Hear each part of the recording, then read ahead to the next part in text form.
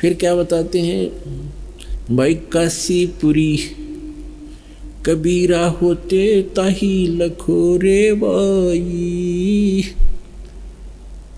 बन के सो बंजारा उतरे, 9 लाख बालद आई, मन तू सुख के सागर बसरे, भाई और न ऐसा यसरे। अब कहते साईं इतना दीजियो, जा में कुटुंब समावे, हम भी भूखे ना रहें, अतिथि ना भूखा जावे। परमात्मा ने, पुण्यात्माओं देखो, परमात्मा ने हमें आकर के सब मार्ग बताए हैं। अब जैसे स्वामी रामानंद जी को परमात्मा मिले, सचखंड लेकर गए, फिर वापस छोड़ा, तब उन्होंने कहा था दोहू ठोर है एक तू, कबीर भगवान को कहा था। 104 वर्ष के स्वामी रामानंद ब्राह्मण थे, महर्षि, वेदों के, गीता पुराणों के मर्मज्ञ ज्ञाता माने जाते थे। परमात्मा से परिचित होने के बाद कहते हैं कि दोहू ठोर है एक तू, भया एक से 2, गरीब दास हम कारणे तुम आए हो मगजो। फिर क्या बताया है कि तुम साहेब तुम संत हो, तुम सतगुरु तुम हंस, गरीब दास तेरे रूप बिना और न दूजा अंश। बोलत रामानंद जी और सुनो कबीर करतार, गरीब दास सब रूप के तुम ही सिरजनहार। मैं भक्त मुक्त हुआ, मैं भक्ता मुक्ता भया, कर्म कुंड भयो नाश, गरीब दास निज ब्रह्म तुम, मेरा हो गया दृढ़ विश्वास।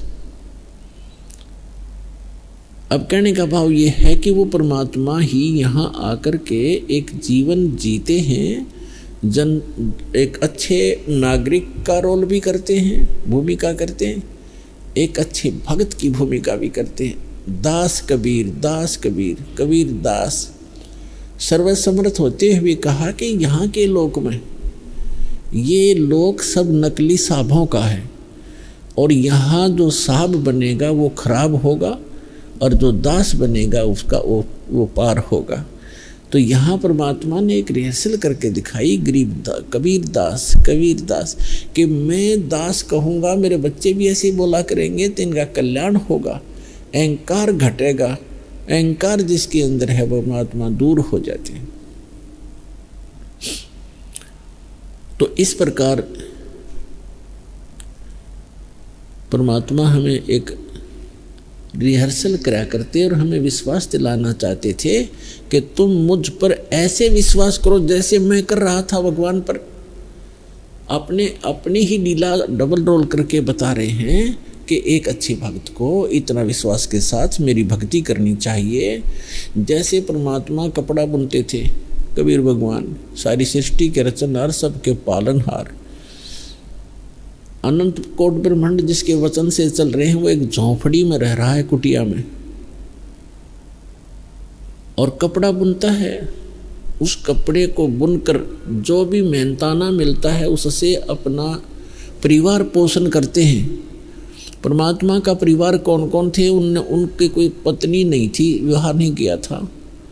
नीरू और नीमा नाम के 2 दुल्हे थे, उनको परमात्मा लहर तारा नामक तालाब के ऊपर प्राप्त हुए थे, कमल के फूल पर शिशु रूप में। तो वहाँ से वो ले आए थे उठा करके, धीरे धीरे बड़े हुए, फिर जुलाहे का काम करने लगे। अपने मुंह बोले माता पिता के साथ हाथ बटाने लगे। और 2, एक लड़का और एक लड़की, ये दोनों मृत जीवित किए थे भगवान ने। 10, 12, 13 वर्ष के थे दोनों ही। तो ये बच्चे अपने पास रखे थे पुत्र पुत्री के रूप में। ये परिवार था। ये परिवार इसलिए अनिवार्य था, दाता ने दिखाना था कि परिवार के पोषण के लिए अपना निर्वाह भी करते रहो, भगवान में कोई बाधा नहीं आओगी, भक्ति भी करते रहो। भक्ति तो ऐसी आसान है, काम करते करते नाम उठत नाम बैठत नाम सोत जागबे, नाम खाते नाम पीते नाम से तिलागबे। तो कबीर परमात्मा कहते हैं कि कपड़ा बुनने से कठिन काम नहीं होगा शायद। एक एक बारीक बारीक तार को ऐसे डालना ऐसे डालना, और उसको डालते डालते भी सिमन किया करते थे। और जो मेहनताना में आता था उसकी बुनाई, उससे उस परिवार का पोषण भी करते थे। और फिर भी कुछ बच जाता था, उसी में से धर्म दान भी करते थे, भंडारा भी करते थे। तो परमात्मा कहते हैं देते को हर देत है, जहाँ तहाँ से आने, ना दिया वो मांगते फिरो, फिर परमात्मा सुने ना कान। कबीर साहब कहते चिड़ी चौंच भर ले गई, नदी न घटो नीर, दान दिए धन घटे नहीं, कह रे साहिब कबीर। तो इस प्रकार परमात्मा कहते हैं कि दान अवश्य करना चाहिए। जैसे आपको आप मंत्र जाप करते हैं, मंत्र जाप तो समझो बीज है आपका, और ये दान धर्म पांचों यज्ञ जो करनी होती है, ये उसमें उस भक्ति रूपी बीज को पौधा पेड़ बनाने के लिए सिंचाई का काम करते हैं। तो ये सिंचाई भी कंपलसरी है, यानी दान पांचों यज्ञ भी चाहिए। एक यज्ञ है धर्म की, दूसरी यज्ञ है ध्यान, तीसरी यज्ञ हवन की, चौथी यज्ञ प्रणाम, और पांचवी यज्ञ ज्ञान की। तो ज्ञान यज्ञ ये सत्संग है। धर्म यज्ञ आप पैसा देते हो, दान यहाँ भंडारे होते हैं, लाखों लोग बच्चे भूखे बूढ़े दूर से आते हैं बुजुर्ग, क्योंकि यहाँ कोई खाना खाने नहीं आता, व्यक्ति भगवान के लिए आता है। और भगवान के लिए जो आता है वो भक्त होता है, और भक्त को जो खाना खिला सुविधा दी जाती है, जैसे यहाँ सारी सुविधाएं हैं, कोई मैट की, कोई पंखे की, पानी की, बाथरूम की, नहाने की, धोने की, खाने की सारी सुविधाएं हैं। तो भगत के लिए जो सेवा लगती है वो अन्य, वैसे तो द्वार पे कोई भी व्यक्ति आ जाए उसको खाना खिलाने से लाभ होता है, लेकिन भगत को और भी, भगत से और भी ज़्यादा लाभ होता है। तो यहाँ जितने भी आते हैं सतभक्त सत्साधक आते हैं, दुखी व्यक्ति आते हैं, तो यहाँ भंडारा चल रहा होता है, आते आत्मा तृप्त होती है, सब समस्याएं समाप्त हो जाती हैं। तो ऐसा आपका किया हुआ दान बहुत घना लाभ देता है आपको। तो इसलिए कहते हैं एक यज्ञ है धर्म की, दूसरी यज्ञ है ध्यान, और तीसरी यज्ञ हवन की।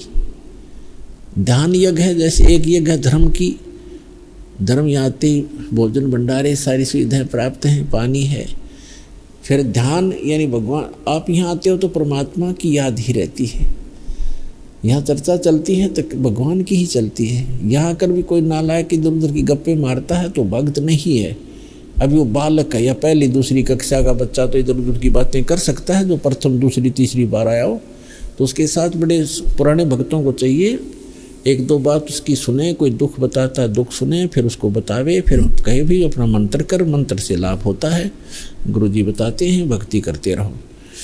तो यहाँ आओगे तो मालिक का ही ध्यान रहेगा। ये ध्यान यज्ञ है, हठ योग नहीं है। और तीसरी यज्ञ हवन की, यहाँ पर जोत जलाई जाती है भगवान के लिए, वो हवन यज्ञ कहलाता है, वो हवन यज्ञ है। और चौथी यज्ञ प्रणाम, यहाँ सब प्रणाम करते हैं भगवान को, अहंकार टूटता है आपका, और आपको बहुत घना पुण्य मिलता है प्रणाम यज्ञ से। और पांचवी यज्ञ जो ज्ञान की है, ये अध्यात्म मार्ग का ज्ञान यहाँ पर दिया जाता है, सत्संग सुनाया जाता है। तो ये पांचों यज्ञ अनिवार्य हैं इस भक्ति रूपी पौधे को, भक्ति रूपी फसल को सफल बनाने के लिए।